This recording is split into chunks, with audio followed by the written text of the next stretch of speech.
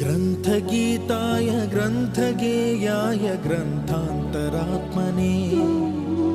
गीतलीनाय गीताश्रयाय गीतवाद्यपटवे गेयचरिताय गायकवराय गन्धर्वप्रियकृते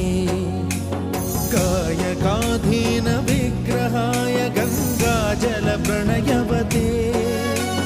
गौरीस्तनन्दनाय गौरीहृदयनन्दनाय गौरभानुसुताय गौरीगणेश्वराय गौरीप्रणयाय गौरीप्रवणाय गौरभावाय धीमहि